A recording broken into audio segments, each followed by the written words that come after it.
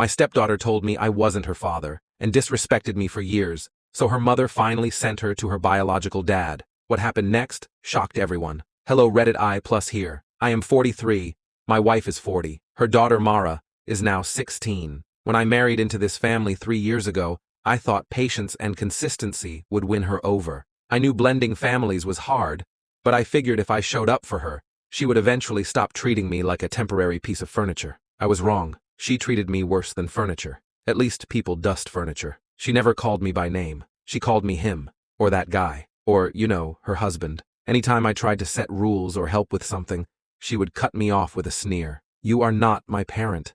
You do not get to tell me anything. My wife tried to play mediator. She would tell Mara to be respectful. But the minute Mara cried or complained, she would fold like a card table.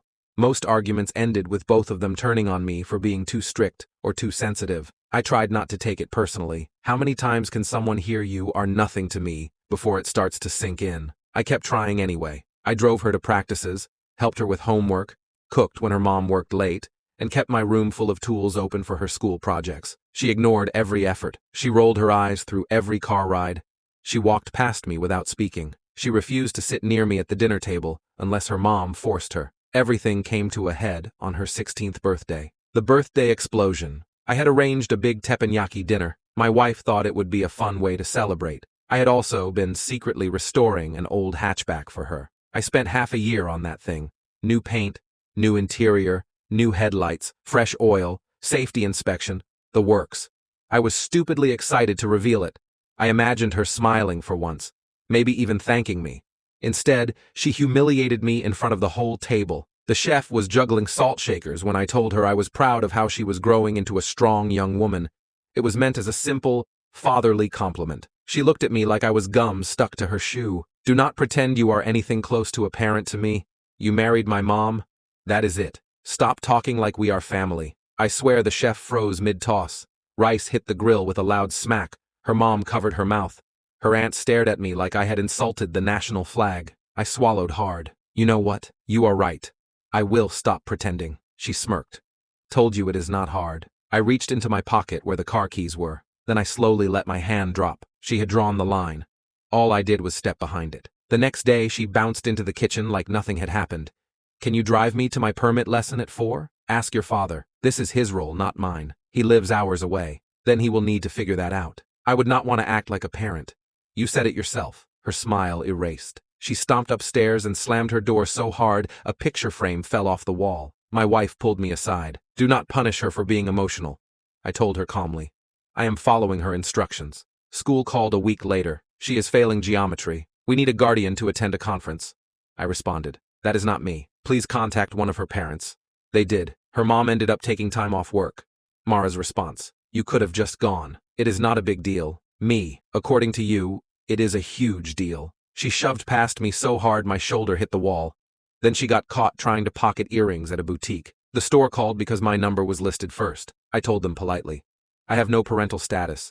You need to reach one of her actual parents. They waited 2 hours for my wife to drive across town. Mara cried the whole way home, but the second she saw me sitting on the couch, she snapped right back into disrespect. This happened because you refused to pick up your phone. I shrugged. I am just the spouse of your guardian. Nothing more. Her volleyball season needed 400 for tournaments. She knocked on my door timidly. Can you help with the fee?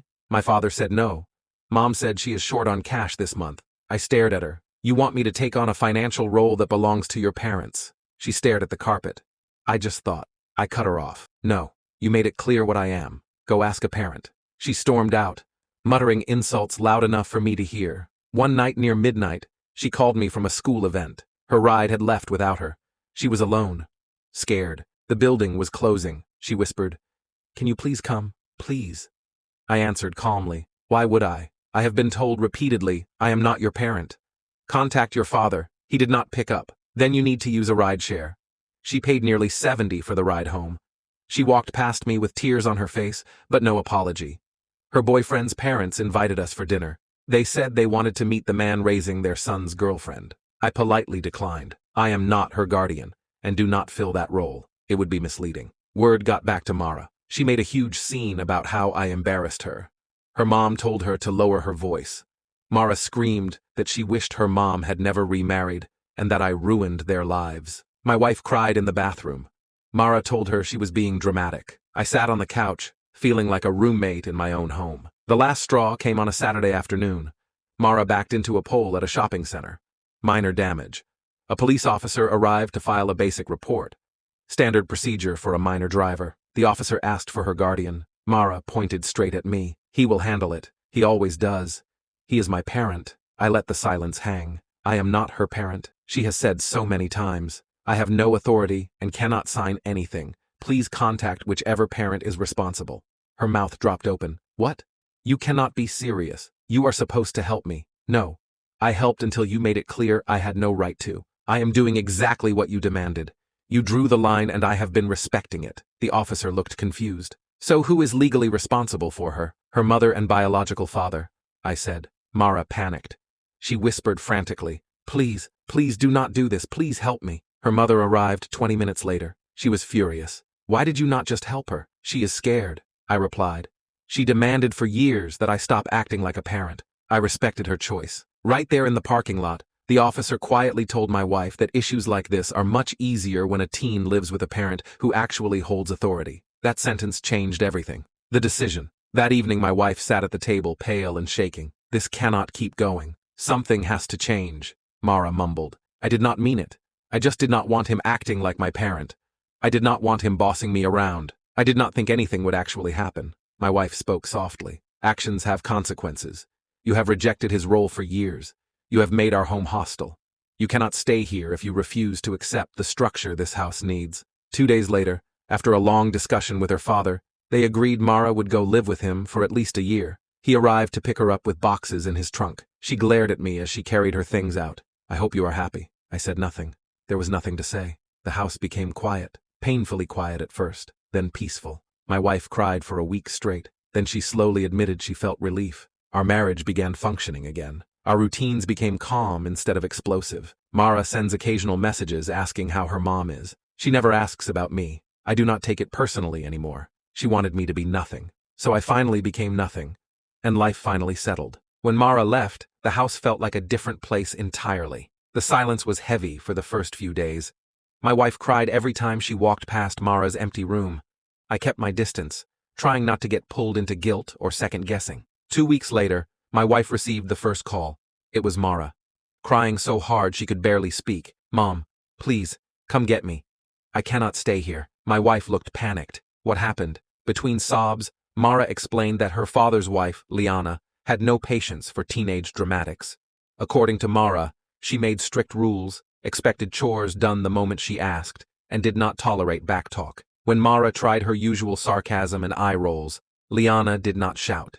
She simply removed privileges. Phone gone, Wi-Fi gone, social outings canceled. Quiet, ruthless consequences delivered without emotion. Apparently, that was far more terrifying to Mara than me saying no to a ride at midnight. She told her mom that Liana spoke to her like she was an unwanted guest. She keeps telling me I am old enough to know better. She treats me like I ruined their house by showing up. Then she added the kicker. It is so lonely here. At least your husband talked to me sometimes. My wife looked at me when she heard that part. Do you think we made a mistake? I shook my head. She is learning what boundaries actually look like. About a month after she moved, the real manipulation started. Mara called again, her voice trembling in that way she uses when she is about to try emotional judo. Mom, I want to come home, her mom asked. Are you ready to accept the rules of this house and respect everyone who lives here? Silence. Then Mara tried a different route. Please tell your husband to talk to me. He can convince you. He always convinces you. I know he wants me home. I was sitting right beside my wife, listening. I whispered, put it on speaker. My wife tapped the button. Mara continued. I know he feels bad. I know he regrets letting me go. Can you ask him to talk to Dad? Maybe they can agree I should come back. I spoke calmly. Mara, you told me for years I was not a parent to you. You said I was just someone your mom married. You made it clear you did not want me involved. So I am not getting involved in decisions between you and your actual parents. She raised her voice. So you are just abandoning me. No, I said. I am respecting your words. She snapped. You know this is not what I meant. I answered. You said it loud and clear. Many times. She responded with frustrated little sobs, the kind she used when she was trying to turn her mom into a guilt puddle. Then she went for the classic line. If you loved me at all, you would help me. I nodded toward my wife, signaling her not to fold. To my surprise, she held firm. Her mom spoke gently. Mara, you made it impossible for us to function as a family. Your father agreed that staying with him would be best.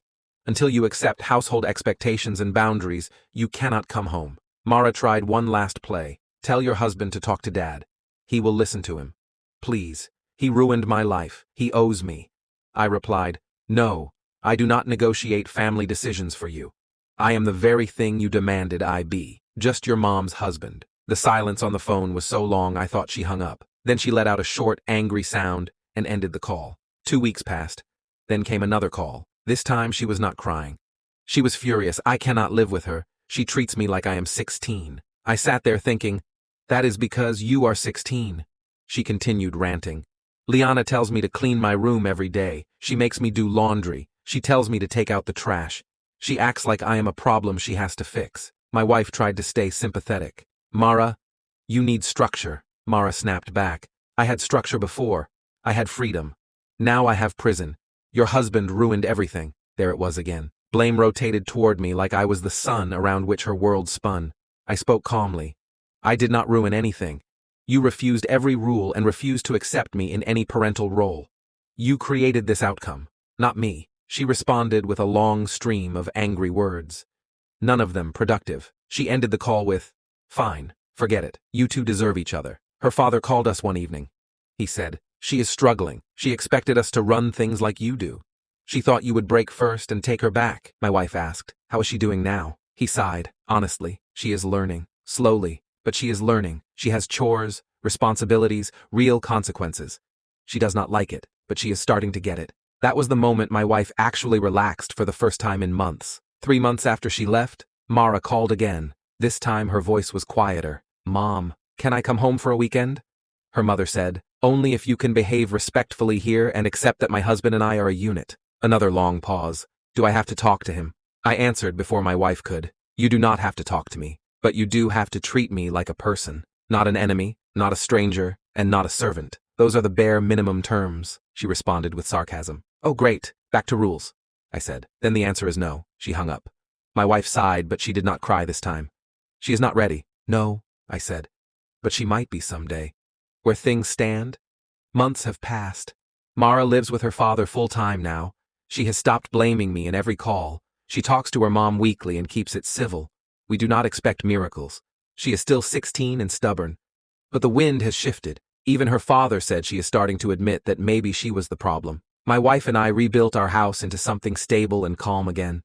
We eat dinner without arguments. We plan weekends without tension. We sleep without worrying about slammed doors and midnight fights. And if Mara ever grows into someone who can accept structure and respect, there might be space for her again. But until then, she lives with the parents she insisted she wanted. And I continue being exactly what she demanded I be, just her mom's husband.